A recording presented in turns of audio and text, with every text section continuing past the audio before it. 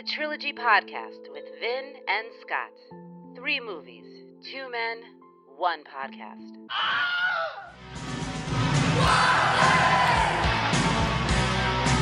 You make my heart sing. You make everything groovy.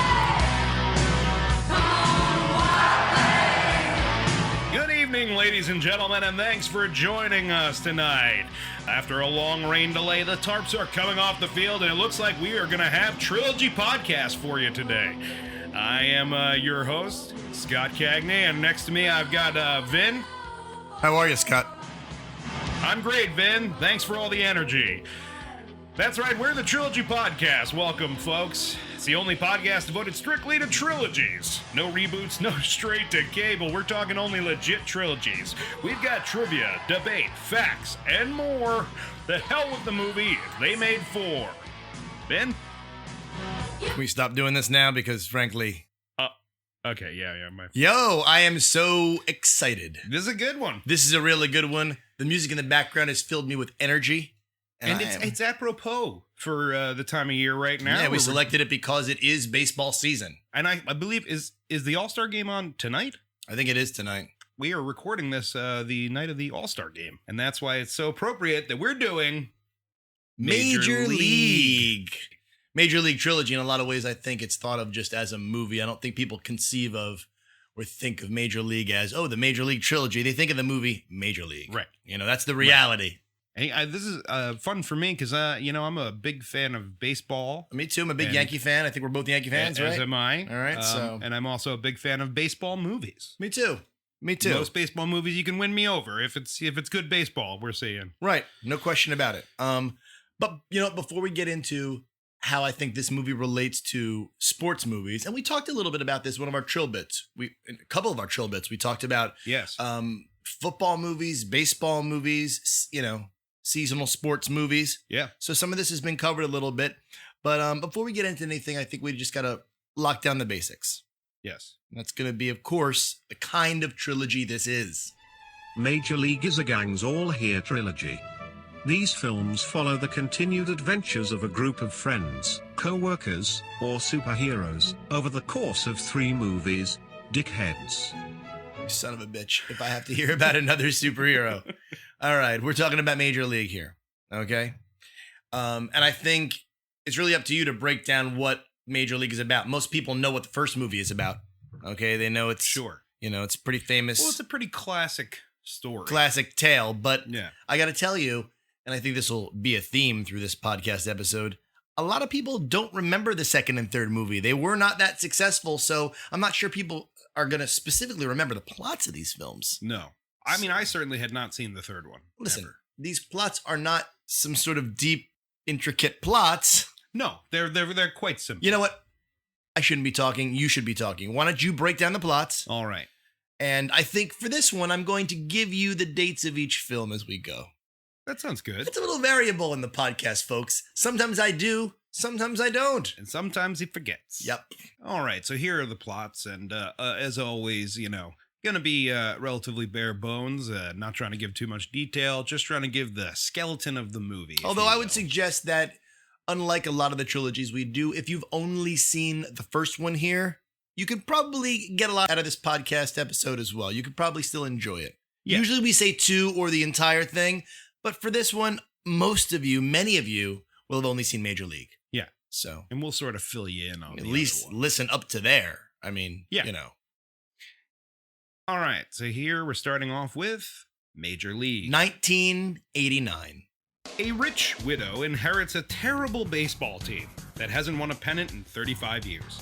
In an effort to drop attendance so low that she can move the team to a different city, she puts together an unorthodox team of losers. I'm not really sure how that would cause a team to then qualify to move to another city. Well, I guess it would bring the legalities it was of in the stadium. Contract of the lease with the city. Yeah, that's if really. It dropped to, I feel like I don't know enough about city agreements. But people don't hate owning baseball teams. People aren't like, oh shit, I inherited a baseball team. Yeah. Even in the 80s, the late 80s, no team was worth like a worthless team that was so bad they were like, oh God, what am I going to do with this burden? This $100 million burden. Yeah. You know? Yeah, I mean, but So the her whole Cleveland thing- Indians, I think that's important. And we'll talk about, I mean, I didn't want to give that detail in the plots, but No, I that's think fine. that's going to be integral to the movie. It's true. It's true. She puts together an unorthodox team of losers, including an over-the-hill catcher, a voodoo priest, and an ex-con pitcher. After a terrible beginning to the season, against all odds, the team starts playing well together. As the team gets back on track, the over-the-hill catcher tries to get the rest of his life on track by stalking an old girlfriend. Definitely stalks her. Weird. It's weird. Yeah. It's very strange in today's, Well, watching it with the lens of today, if you will. he's an alcoholic in this movie. He is a real piece of shit in this movie, which I think is actually true to like a baseball player. Like I That's think like a what's lot so of good these about guys it. on the road who live their whole life are Yeah. real pieces of shit. But I like that kind of a down on his luck character that Yeah. sort of Yeah, he's still got a chance. Because if he's got a chance, I got a chance. love's got a chance. Their relationship has a chance. Exactly. Very foreboding. Yeah. The players find out that they were put together to lose, and they use that fact as a rallying cry to win games, and they tie for first place in their division, forcing them to play a one-game playoff against their division rivals. In the end, the team of losers is able to win the game and their first pennant in decades, and the catcher's ex finally gives in and chooses him. Should we move on to the... Go to Major League 2. Good. Here we are. Major League 2. 1994. Does this have a subtitle? No. Just Major League 2. Yes. Here we go. It's the next season for the team of losers, now owned by their third baseman. But the success I from want you the- to think about that for a second.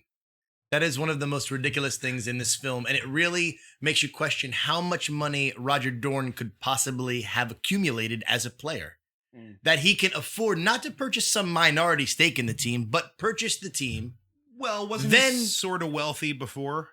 Later But Michael on, Jordan seems like a very savvy guy. Dorn's He would make those. status as an owner and what he's an owner of changes throughout all this whole trilogy. It's confusing, I think.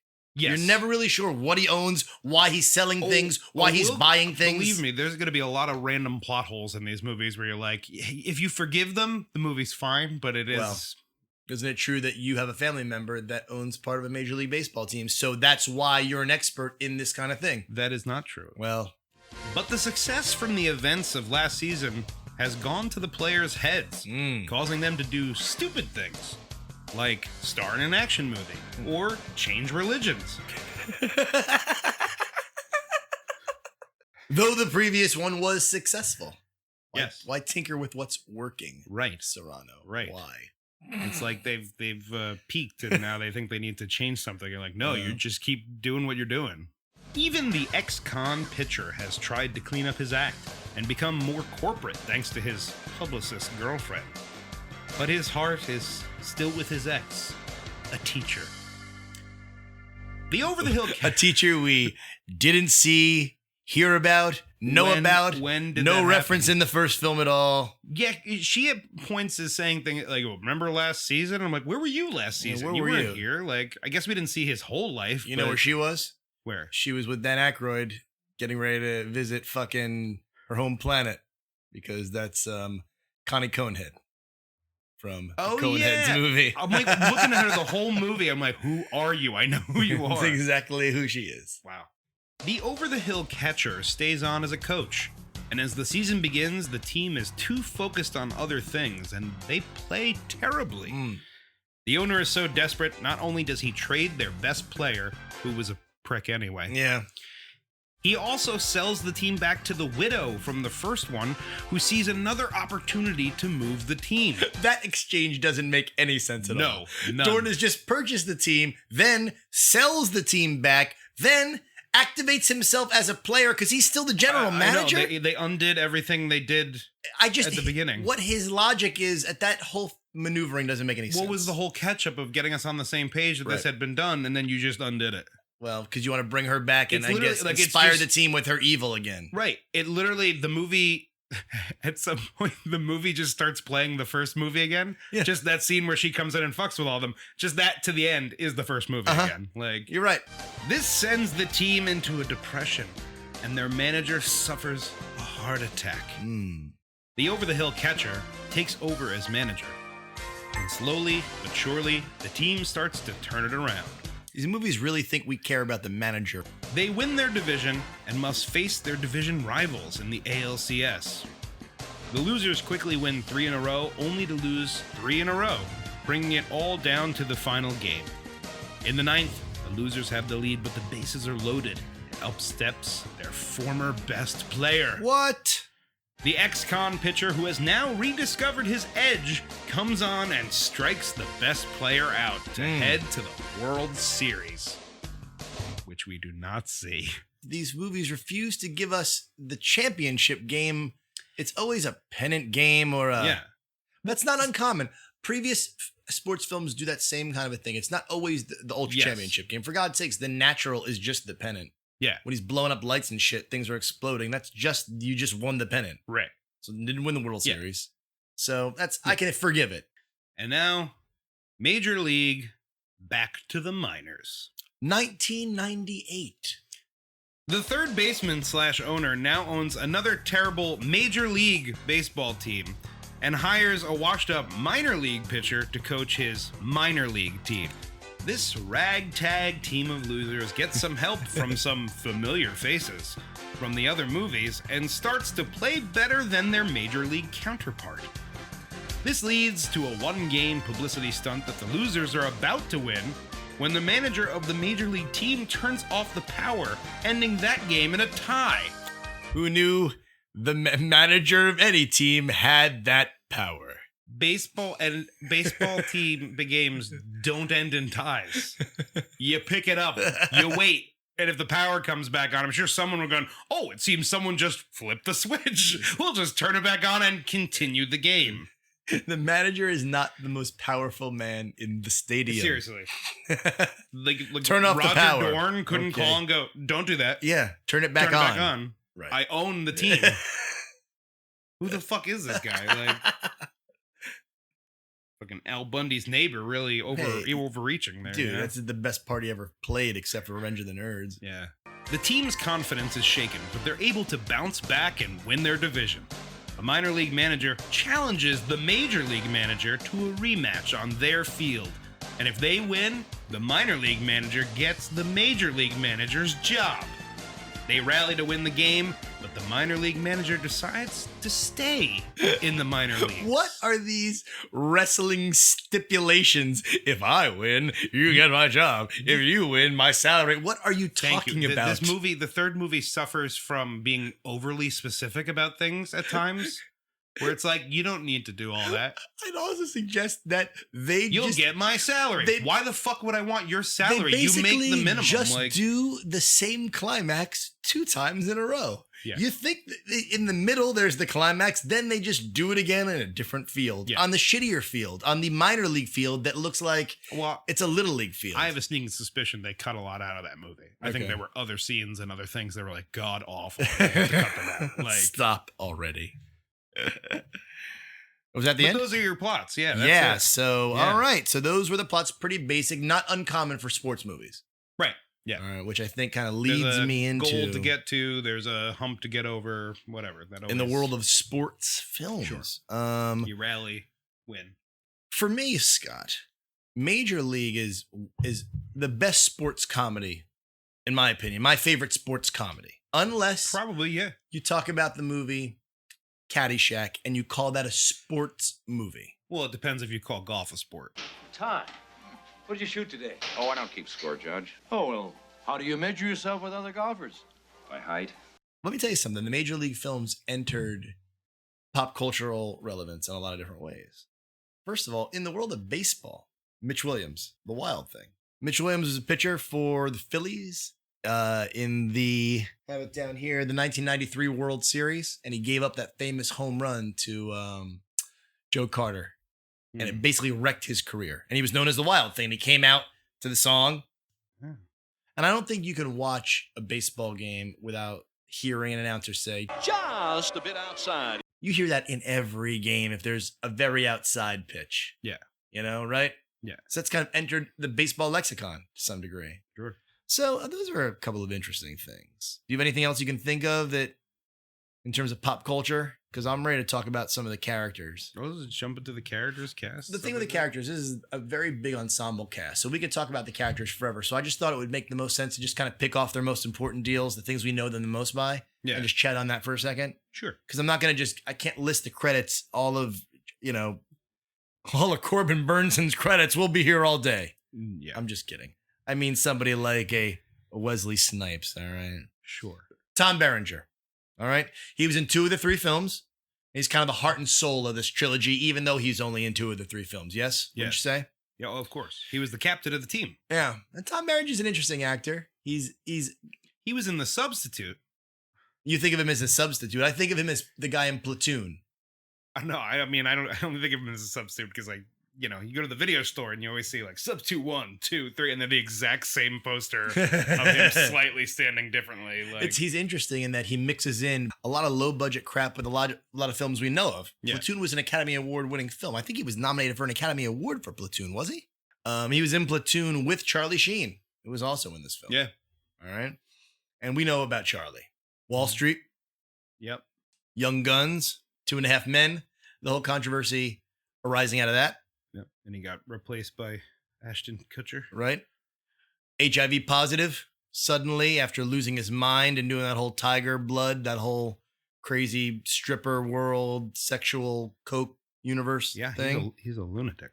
The period that you went through, what do you refer to that as? Is it... I was calling it a meltdown, but then I sort of changed my perspective and I'm calling it a melt forward.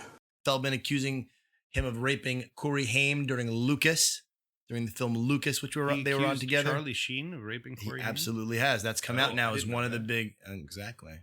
Although, I mean, Feldman's been saying a lot of shit that I'm like... That's the whole thing. Well, Feldman is an insane person. Yeah. I came very close to doing a podcast just talking about how much I hate Corey Feldman. That's how much.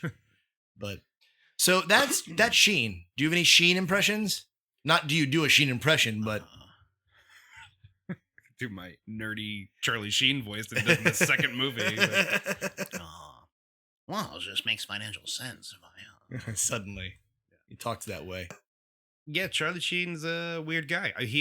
From my childhood, he did the voice of what the fuck is the name of the dog? I don't remember the name of the dog, but he was the main dog in All Dogs Go to Heaven. Oh, really? Yes.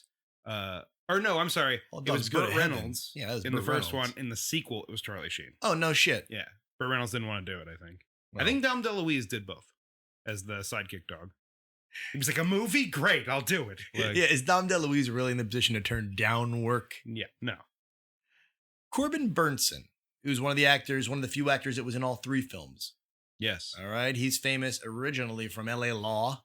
Mm-hmm. He was the second lead on that after Harry Hamlin and basically disappeared. He did a lot of low budget shit and disappeared up until the television show Psych, where he played the main character's father. You know, Dorn, I liked you so much better when you were just a ball player. Dennis Haysbert.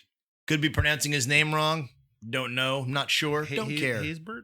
Listen. Something like that? He was only famous for this role of Serrano until he was on 24. So for a solid chunk of time, for like 15 years. And for Allstate. Are you in good hands? Yeah. He's got that deep voice. He was also in Heat. Right. And kind of a boring side character. A weird part in Heat in so much as you're like, oh, what a neat, interesting new member of the gang. And he's dead immediately. Yeah, and they get no and you know further... what? Just to make you feel bad about it, there's his loving wife that brought him out of the world of crime and tried to reform him, and she gets to see on TV how he was murdered. Yeah. Or he was killed, rather, during the shootout. Yeah, so. Michael Mann's like fuck story Mega during sad. that whole thing. Yeah. Like, and then Bob Uecker, of course, who was also in all 3 and is Bob Uecker, a big-time face in this series. Yeah. One of the best parts of these movies. Agreed. He was, the lead in Mr. Belvedere, or he was the father in Mr. Belvedere. He didn't play Mr. Belvedere. But he's a real-life sports announcer, too. Yes, he is. He's been the announcer for the Milwaukee Brewers since the early 70s. I want to say 1972. And he's still, to this day, he's in his 80s, and he's the announcer. Wow. He's famous for being a historically bad baseball player when he played himself. Known as Mr. Baseball. He used to appear on the Carson Show in the 80s and the 90s. That was his gimmick, that he was a bad baseball player, and so he made fun of himself, self-effacing kind of a guy. And he is very funny. A natural, I think, deliverer of the quick line. Yeah. It's really on display in these films.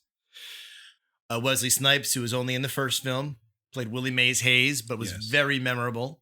Yeah. Replaced by Omar Epps in the second film badly. Yeah. Margaret Whitten, who was the antagonist in the first two films, she owned the team and was sort of rooting against her own team. Is it the same actress in the second one? It is, but the reason why you're making a face and asking me that question is she clearly had horrifying plastic surgery done between the first and second film, which maskified her face and really made her look... She looks older. Freakish. She looks strange. She doesn't look like the same actress. I had to look her up as the same actress because the plastic surgery so changed her appearance. Yeah. Yeah. And then Renee Russo, who was in the first two films. Yeah. And I always liked Renee Russo. I always thought she was very charming. Yeah. She was Riggs' wife in Lethal Weapon. This is 3 and 4. 3 and 4.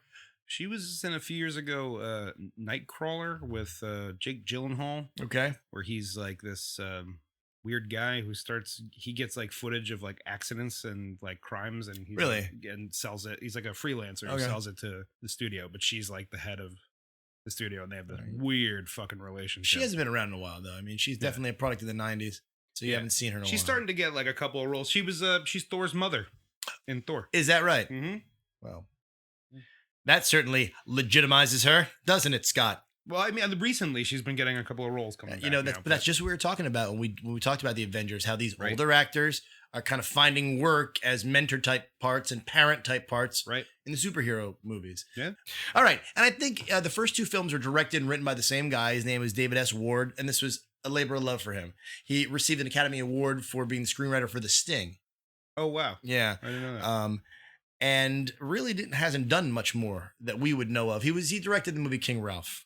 If you're a John Goodman fan, which I kind of like that movie. Yeah, it's not a bad movie. It really gets a bad rap, but I think he's very winning in it. It like vaguely reminds me of our current situation here in America. Yeah, it kind of does. Kind of a slovenly. Yes, but he was he was lovable, and his intentions were not bad. Yeah, it was. It's like evil King Ralph, basically. Exactly. Like, Spotted dick? Dick of what? Could I just have some ice cream?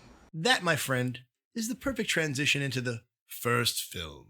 Let's do it. Watch this. Taylor is pointing to the bleachers. He's calling his shot. It's one of my favorite comedies, definitely of the 80s, I got to tell you. Oh, yeah. It's got some really great parts that I still quote to this day. To me, Jobu is still a funny character that I like to reference. Jobu. And I really love the relationship between Serrano and Harris that's not replicated. He loses something, Serrano, in the other two movies because he doesn't have Harris as his counter. Right. The whole idea of the counter, The super Christian. That line where he says... You trying to say Jesus Christ can't hit a curveball? Oh, yeah. One of the best lines of the film. Like a couple of lines right off the bat in this movie from Rachel Phelps. Yes. When she gives him the list and the one guy's like, this one guy's dead. Like, cross him off then. Like, just really funny. Like, because like if you're watching this movie for the first time, you have no idea you're about to meet all these other characters and all this stuff. Like, to you, she could be the lead of this movie, you know, like, and right away you're kind of like, well, she's kind of like cutthroat, but it's funny. Like, no question.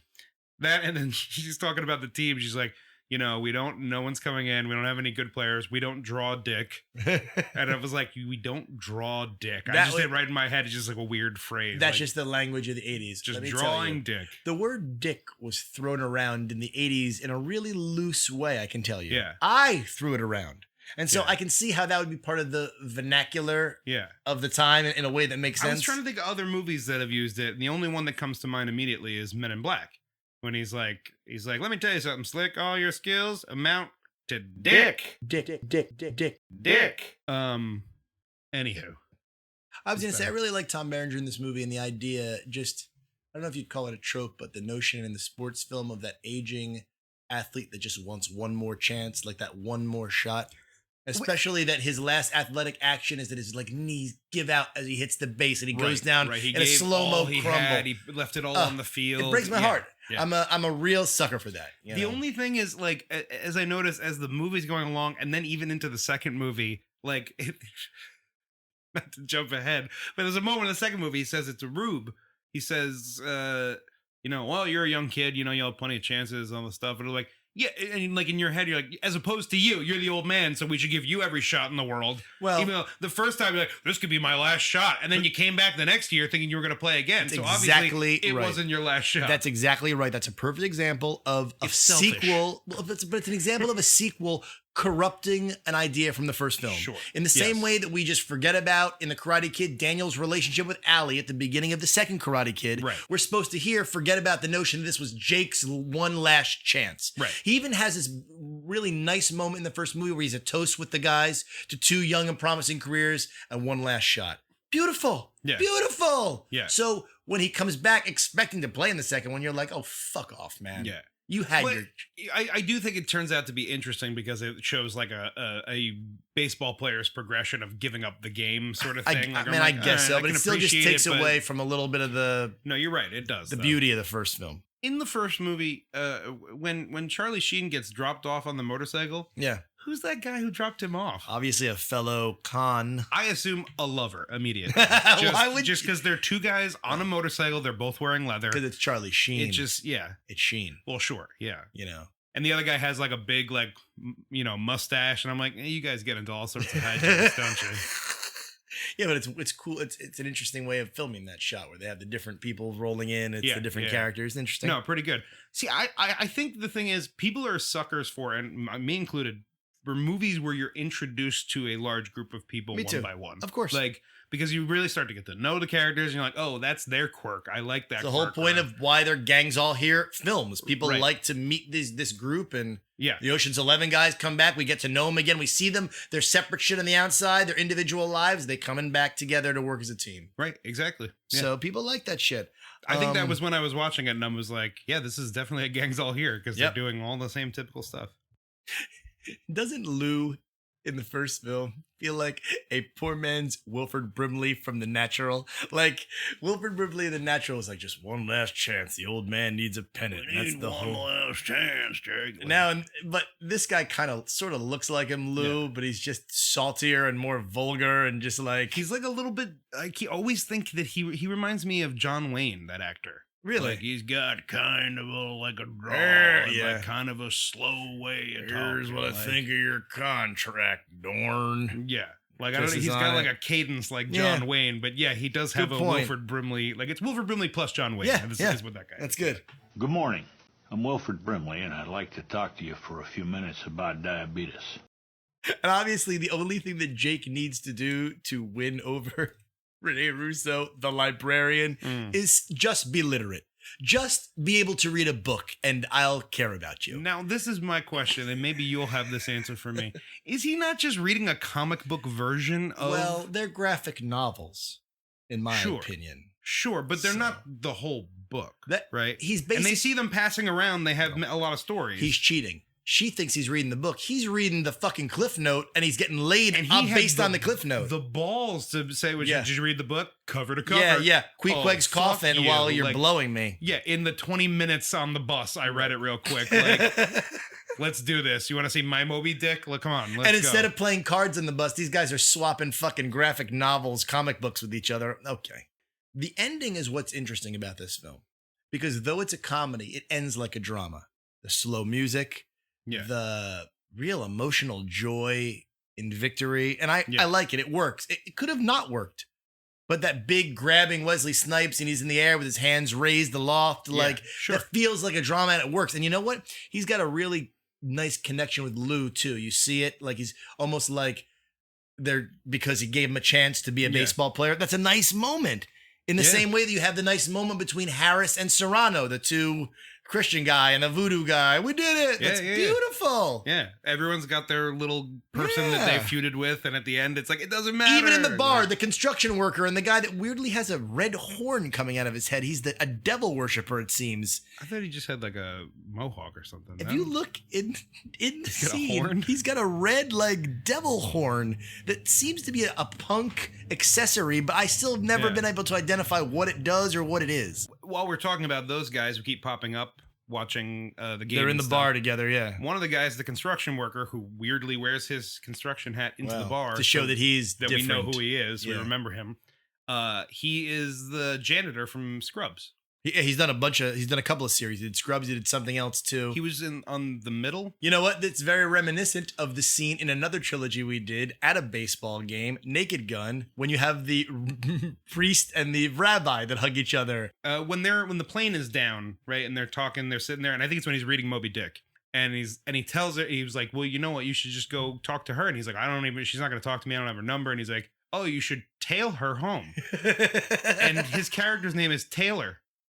Tail her. How interesting. And I was like, wow. It struck me like immediately when I heard it. I'm like, how did you either you didn't realize that or you did, and that's why the character's name is Taylor, because he literally that wasn't done on follows purpose. her the whole movie. Can't have been done on purpose, but he does. I'm surprised this movie didn't end with him like raping and murdering her, because like he is like creepy, like following her the entire fucking movie. He calls her awful. in the restaurant and she doesn't know he's there, and he's talking about what she's wearing, and it's like the scene in Ghost where it's like, the shirt you spilled the margarita on, that's what you're wearing right now. And she's like, what the fuck is going on here? How do you know what I'm wearing? Oda Mae, what's happening? He's fucking Oda Mae in that scene, man. Best line in the movie for me, I laughed out loud, and it's a line that you can't have in the other movies because this movie has the R rating, is where they go to the dinner party, whatever. Yeah. And he's like, yeah, I'll walk you out. And he's like, stay away from her. And he just goes, suck my dick. I mean, like, it's just a great fucking line to be like, because like, in reality, that's something you would say to a person who's like, just go fuck yourself, suck my dick. Okay? That's what I'm saying, Scott. The word dick was used. They were thrown around in the 80s. People were saying dick all the time, man. Well, I mean, this movie is about dick. Well, of course, it's a baseball movie. Yeah, of man. course it's about dick. And I think, just one last thing on this movie, and really kind of the second movie, because it's just sort of repeating what the first movie did. It really gives you a great, like, 360-degree view of a season. Because, like, you do get, like, the fans who intermittently will talk about it. You got, like, the Japanese groundskeepers who talk about it.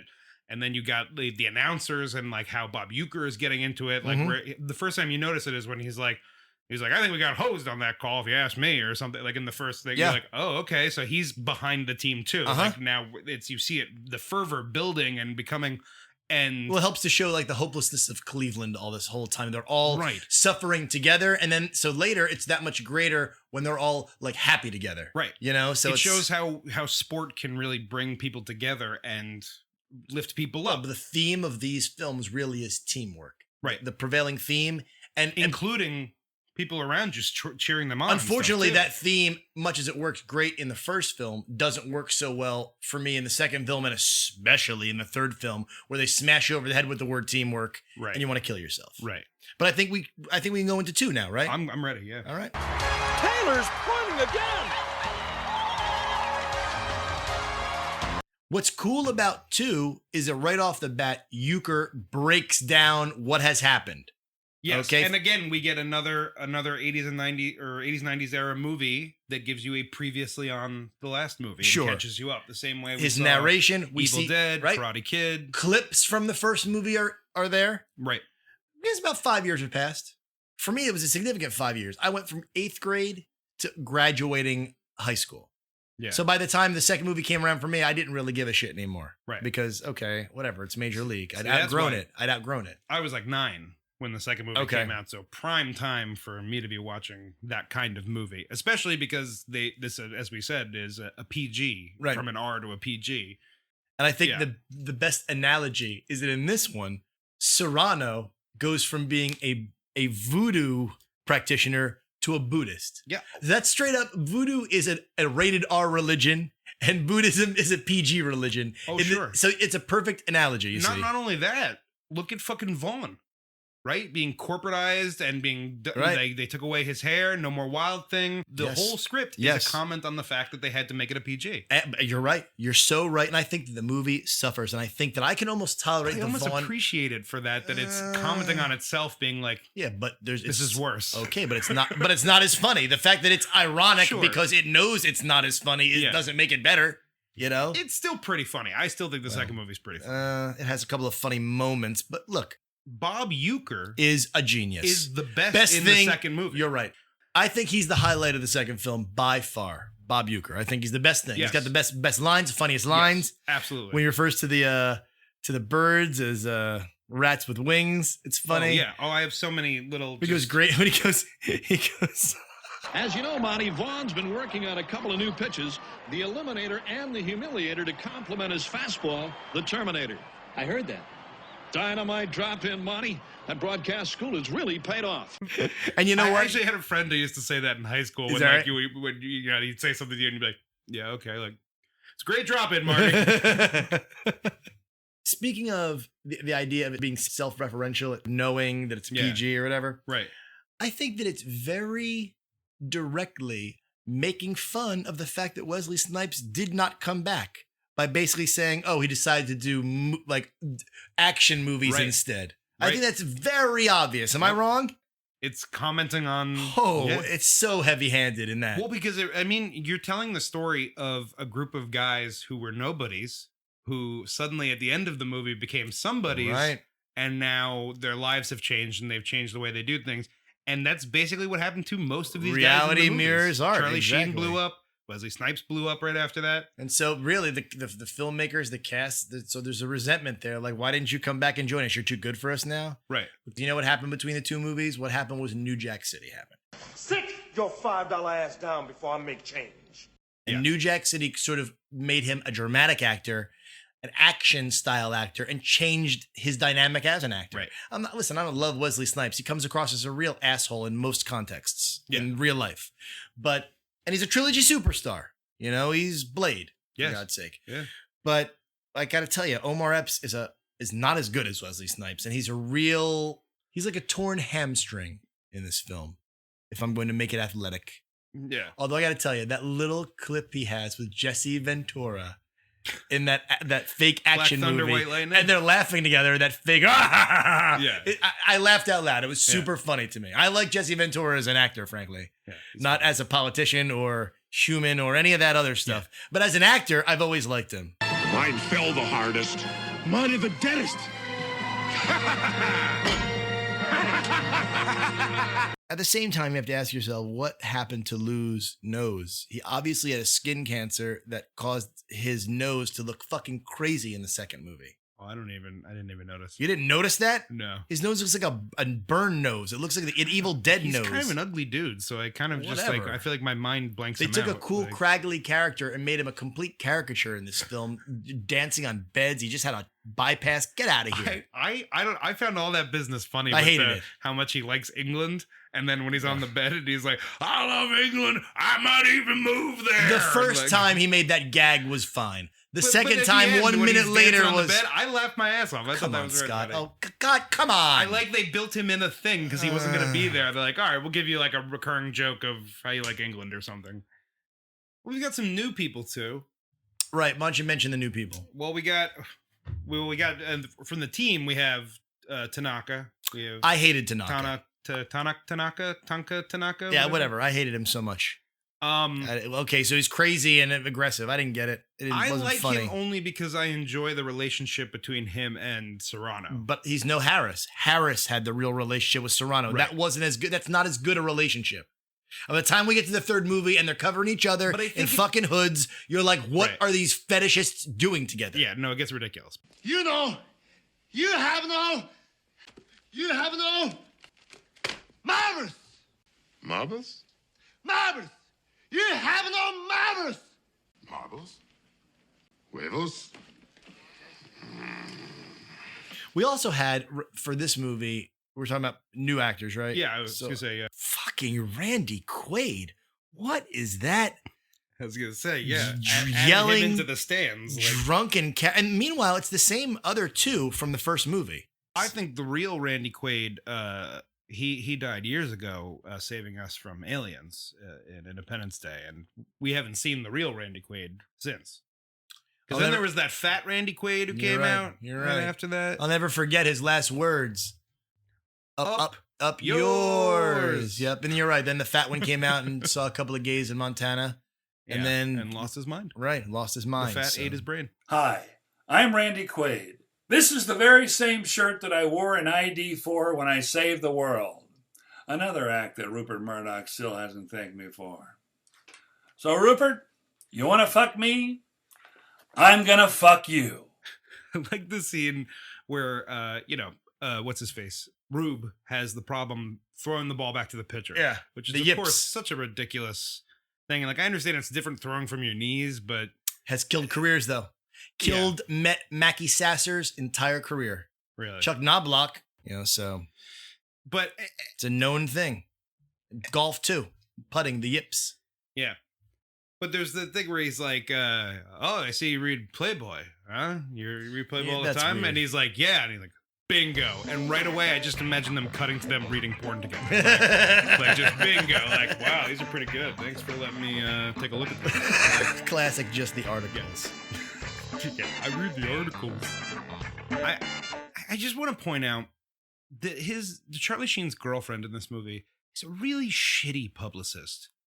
Why would you change his entire demeanor, his entire the thing that made him personality, the thing that people already like, right? That you could just expound upon and continue to make money off of. Instead, you're like, no, we'll make him clean cut and have him sell cereal. Yeah, it doesn't. He was already in a credit card commercial. It's not like he needs to. How much does he need to be legitimized? That's just strictly movie stuff, right? Yeah. Not rooted in any kind of. Anything. Like, I wish that was the whole thing, is that like, the teacher woman came back to him and was like, look, I still have feelings for you and you have feelings for me. That's whatever. But let's just talk about this. Your girlfriend sucks at her job. Yeah. Like, she's taking you down a path that's going to ruin you. Odoriferous, olfactory, marinations. Odoriferous, olfactinal, nominations. Odoriferous, olfactogil, emancipations. A couple of things, we're talking about baseball, that don't make sense in this movie. Go. That's what I want to talk about. Serrano running out to go get that bird that gets knocked out of the sky. Yeah, he's immediately out of the base. He's lines. immediately out. We Thank know you. that. They fucking drag it out where he puts sorry, Mr. Gandhi. Which, by the way, that's not even funny. That's not even clever or smart. I don't even know if I heard it. I'm like, I don't even know if it's offensive. It just offends me as a joke. I wanted to talk to you about Dr. Watley. I have a suspicion that he's converted to Judaism purely for the jokes. And this offends you as a Jewish person? No, it offends me as a comedian. In conclusion, every time the movie to me gets edgy, like the R-rated first film, I enjoy it. When they let Euchre go, I enjoy it. When they have these funny little things like with Berenger and the guy's death speech, I enjoyed it. But the more PG and obvious and childlike, it seems like a kid's movie in a lot of places. Yeah. And the more I think it was designed to be that way, yeah. sort of. And the more it's like that, and the more it's as predictable as it is, the more I find myself, Yeah. I had a couple of quick, baseball things. Go. The Indians all get into a fist fight and they're beating the shit out of each other. And the umpire's like, should we throw them out? All of them? Yeah, all of them. And they're like, you're all out of here. That would never be the case. No. They would never throw out an entire team and forfeit that game because they had all fought each Well, they other. certainly wouldn't throw the whole team out. They would just immediately call for a forfeit. They'd be like, your team is out of control and can't play. You're forfeiting. Right. Or they would, because anytime those baseball fights happen, not all the guys involved get thrown out. The people who started the fight get thrown out. Right. And that's that. Exactly. And when they fight each other, they don't get thrown out. There have been multiple times when teammates have fought each other in the dugout and they're not thrown out of the game. Yeah. That's the real difference between this movie and the first movie. That is its largest failing to me is that it has so many scenes of that would never happen in baseball. Right. And like the first movie is pretty close to what it is. Good point. And it's a movie. The first movie is a movie made for baseball fans. Agreed. And the second movie is just a larger, wider audience version of that. The first idea. movie was made for baseball fans, and the second one was made for like Little League fans. Money, or money. Money, yeah. But I was going to say for a Little League audience that doesn't know baseball so much as they know Little League baseball. Right. And you want to see more crazy, ridiculous plays that you can't actually see in baseball. Exactly. Serrano dresses up. Hey, he's dressed up. Ha ha. And I think it needs to be said, Taylor is a terrible manager. Because think about it. Well, what does he do the whole movie? Someone on his team, he'll say something to one of them to be like, do this. And they'll go, nah, I want to do this. And he'll go, okay. All right. Or or they just walk and go, Serrano want to bat. The last play is utter insanity. That they would walk the bases loaded just so he could face the guy he wants to play. Their best hitter. It makes no sense. It would never happen in any... I get like intimidation factor of like, I want that guy. That doesn't make any sense. But why would you do that? I know. You're going to go to the World Series. You wouldn't blow it for your... But because by the way... Blow it for the self-esteem of your pitcher. You gotta be kidding me. That is so bad, that is absolutely brutal. That's incredible. That is unbelievable. All right, Scotty. Yes. Major League 3 is pretty terrible. Taylor bunts. Major League 3 is like an episode of Quantum Leap where he leaps into the body of a manager of a baseball team. Yes. And that's what the movie is. Like a special episode of Quantum Leap. Exactly. Just a little bit longer. Uh-huh. Yeah. That's all it is. It's the same character. Bakula looking befuddled as he kind of does in most of his roles. I wouldn't be surprised if you found out that it was originally written as a Quantum Leap episode. Yeah, no, it's terrible. Right off the bat, the movie just looks cheap. The Looks font cheap. that the opening credits are in, you're like, oh no. God. No one has seen this movie enough that they know the details, Scott. Right. So we can't get into the crazy little details about this because people will be like, that's what thing the about fuck? the movie. They give you no details. Right. How do Corbin Burnson and Scott Bakula even know each other? In the beginning of this movie, they even have a conversation of like, oh, you old dog, and good to see you. Right. And they have a whole kind of like, be nice to have you come back. And they hang out like They they're don't make friends it and clear at chums. all. They never once mention how they met. They never mention the Indians. Or They where don't mention the history of any of these players. We don't know how Scott Bakula knows Ted McGinley, but in the beginning, he knows that Ted McGinley, who plays the bad manager. Right. All right. Right. Mention the nerds guy. Yeah, exactly. Married with There's children. no connection to why they all We know each that other. he's kind of a dickhead, but we don't know. Because it doesn't make any sense, right? I think he's okay, but I'll tell you this. I like him, actually. In this I think film, he's he funny. behaves in a way that no major league manager has ever behaved, would ever behave. It's a nonsense. it's a piece of garbage. The best I can. You've seen 42, right? Oh, there's a scene, which I'm sure is like a real life scene, but it's the manager, I believe, of the Cleveland Indians. Okay. Who's yelling at him during his at bat, like, boy, you better go home, and just like general Right, the racist shit. yeah. And I'm like, that's the only probably real life manager that I would compare this fake manager to. Is like, how inappropriate is all the shit that he's just yelling? I mean, it's not racist, but it's still like, you're disrupting the whole game. There are a couple of things that he yells that border on racism. Oh, without yes. question. Yeah. He hates his own team. They don't seem to like him in any way. He seems to have no sense of lore for the game or love of the game. Yeah. Baseball players have a deep, abiding love of the game, what it means to them. Yeah. They don't wear three-piece suits like this guy and treat it like a money situation. Certainly not coaches, maybe players, but coaches, the whole point of a coach is that they're entrenched in the game. Yeah. That's why they're always former players. And that's why baseball player managers always look and dress like schlubs. Yeah. Because they don't care. They care about the game. See, this game is about 9 guys working as one. They don't have to be the best 9 guys who ever lived. They just gotta work together. Oh, that's sweet. That really is. That's so sweet. And why was Bob Uecker demoted? Why was the... Thank you. I have the same thing written down. Why did he get demoted? Why does he deserve to be doing the thing for the buzz? Well, they mentioned a couple of times he's no longer drinking, which maybe that's part of the family-friendly... Maybe he got fired. And so Hiroshi Kamikaze Tanaka, recently of the Tokyo Giants, knocks himself cold for the second time this week.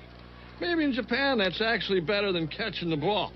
Personally, I think he's just trying to get out of the lineup. I wrote there's no one really worth rooting for. And you can't root for the manager because it's the manager. I don't dislike Pops or whatever, but I swear to God, the whole movie, I'm like, so he's going to become a coach at some point, right? Like he's going to like blow his leg and they're going to have to give it up. Right. And he never does. And he was even waiting at the end of the movie when like, they're going to win. He'll get the manager's job and he'll bring Pop with him to be like bench coach or something. No, none of that. Nothing. And I'm like, but you're right. I was certain that he was a coach until they were like, you're going to play first base. I'm like, why? Look, they had 3 angles, none of them interesting. They had the Spanish guy threatening the pitcher. Not really interesting. No. Okay. You have... And that guy plays scary Hispanic guy in like everything he's in. Well, he's a trilogy superstar because he's in Friday Part 2. He's a little Joker, one of the Spanish guys that moves next door in Rancho Cucamonga to the cousin of Ice Cube. Right. So he's one of the bad guys in Friday Part 2, There you interestingly enough.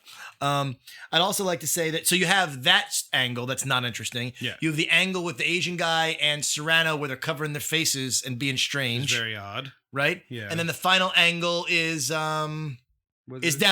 Yeah. Which is not interesting. No, they introduced it at the beginning of the movie too. He does one thing where he's like bunt and he hits a home run and he benches him. Right. And then nothing from him for the rest of the movie until it's That guy conveniently looks needed so for the plot. freakish. His tight face and teeth. That's Walton Goggins. He's got those crazy teeth and those buggy eyes. He looks nuts. But what's interesting to me, I was like, oh, Walton Goggins is this. And not only that, there's another S.H.I.E.L.D. cast member. They're both members of Vic Mackey in the S.H.I.E.L.D. His strike team, it's like 3 or 4 guys with him, and 2 of them are in this movie. No shit. And they're both teammates. Walton Goggins, who's Broadway, or downtown, rather. Uh-huh. And then Lance Romance, or whatever the fuck they call him. He's also one of the other guys on the team. So I was like, oh, that's kind of funny to see them, that they were doing this like just a few years before this like blew up, and Yeah, it's the same kind of weird thing we saw. That girl was in Army of Darkness right before Schindler's List. The progression of actors' careers is interesting sometimes. You really, now that we're seeing these trilogies and we're seeing actors kind of pop up over and over again, you get a real sense of the arc of their careers. Sort of interesting. Yeah. But what's not interesting, Scott, is the fact that they basically do the climax twice in this movie, as we said. I wrote, not since Brewster's Millions have I been so disinterested in a game between a minor league team and a major league team. Just not an interesting dynamic. No. It didn't mean anything. The story was played out a second time at the end in a shittier park. I mean, clearly this movie was written for Tom Berenger to be the main character. Right. It has to. No question. Because he's got the girlfriend who looks quite a bit like Renee Russo, which I think is weird. They cast a woman who looks kind of like Renee Russo. I mean, a lot like her. I had to kind of double take when I looked at her. Because it's pointless for this woman to be in the movie at all. And the only reason she would have been in was if it was Renee Russo. And they even give her a scene where they're basically like, you're not going to be in the movie for a while. She's like, I'll still be here. You know, when you need me in the climax. Oh, good. Yeah. And then at the end, like, by the way, we're married. Yeah, like, okay. All right. Like, what the fuck are you talking about? And the dialogue between them, every scene they have, is horrible. There's a scene like when he gets offered the position, and he's talking to her, and he goes, "You really think I can manage a baseball team? Is it really that much of a stretch? You've been playing baseball for 20 years. You don't think you could maybe manage a minor league? The stakes are so low." He's so reticent, and all it takes is a conversation from her, and he's like, all right, I'll do it all then. She's like, well, it seems like you want to do it, and you like baseball, and that's what you've done your whole life, so why wouldn't you do it? And he's like, oh yeah, you're right. I'm retarded? Couple of baseball things. Yeah, let's wrap up with that.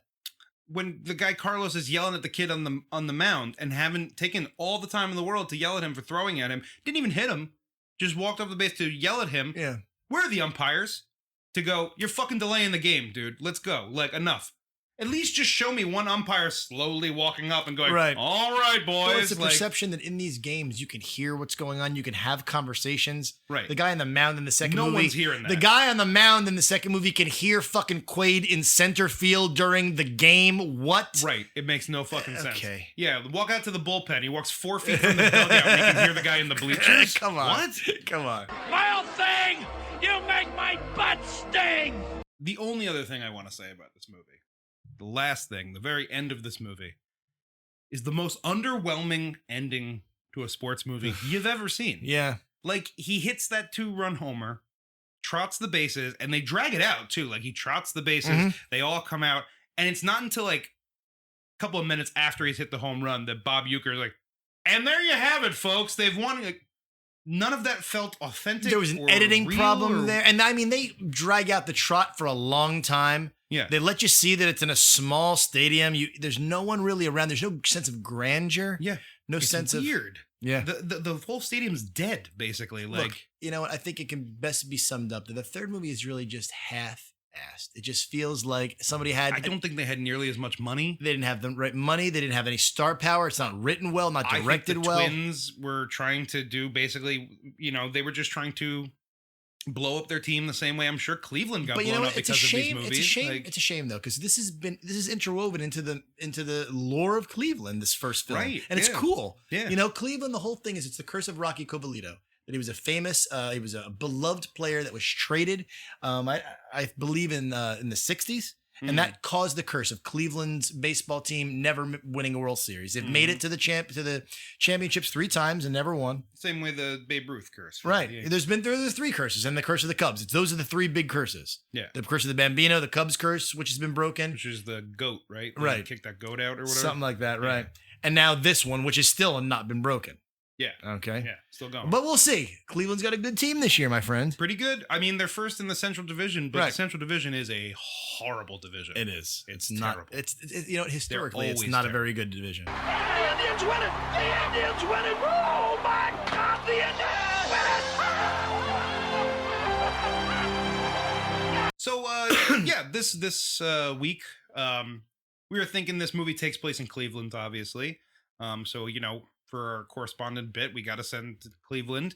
But, you know, Phil's over on the West Coast. Yeah. Seems like a waste of his time to come. He was just here. He was just here, and It's expensive. Right. We're not obviously going to pay for his flight. We don't need him. So we sent another friend of mine who is actually a huge fan of Major League. Oh, is that right? Yes, a very big fan. He quotes it more than anyone that I know. And we sent we sent him to Cleveland. We sent him to Cleveland to head to the stadium, which is now I believe it's Progressive Field. Just to get a sense of. Yeah, to get a sense of the park and kind of just you know, give us like an update here and there. What's his name? His name is Brian. Brian Parks. Brian Parks. Going to the That's park. his real name, or is that? Yes, that's his real name. Oh, so it's. I guess we could call the segment "Parks at the Park." I like you know, it. You know what? Let's do that. Yeah. So here is first time new correspondent. We sent him out there, and here's what he had to say. Okay. Hello there, folks. How are you? Brian Parks here, your baseball correspondent for the Trilogy Podcast. I am very excited. In fact, I'm not going to lie to you. I'm pumped. I am pumped to be here out on my first assignment. Coming at you live from Progressive Field here in Cleveland, Ohio. Yes, sir, the backdrop for the Major League films. And here tonight, it's bat night at the park. Ooh, but guess what? Not those stupid little mini bats. No. We're talking real old-fashioned, full-length, dangerous-ass bat night here, all right? Now, I myself am a huge fan of the Major League films. And today, I'll be going somewhere I've always wanted to go. I'll be going inside the Cleveland Indians clubhouse. In fact, right now, I'm standing just a bit outside home plate. And I am about to head into the clubhouse where maybe I'll even get a chance to pray to Jobu. Huh? Now listen, before we head down to the clubhouse, I want to give you a little history on the stadium here. Now, the stadium was first built in, what the hell? Pardon me, folks, I'm so sorry, but somebody seems to be coming at me here. I don't know who the hell this could be. I don't know anybody in Cleveland. That looks like Bob Uecker in drag. Let me see. Oh, wait a second. Is that Phil? Phil, what the fuck? What the hell are you doing, huh? Trying to take my job? Huh? What do you think this is? I am the West Coast correspondent. I am the West Coast. I've got to beat your bony ass to make a point. Sure as fuck will. There's a red moon rising on the Cuyahoga River, rolling into Cleveland. Dear Jesus, what in the? Good Lord, Scott, what? I mean, we're trying to. It shouldn't have happened like this. This shouldn't have happened.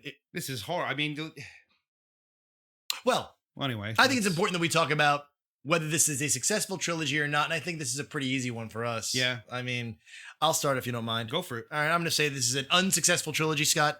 Obviously, because no matter what you think about the second film, because I think you're gonna tell me you like it, and I didn't really like it. But either way, the third film is trash. Yes.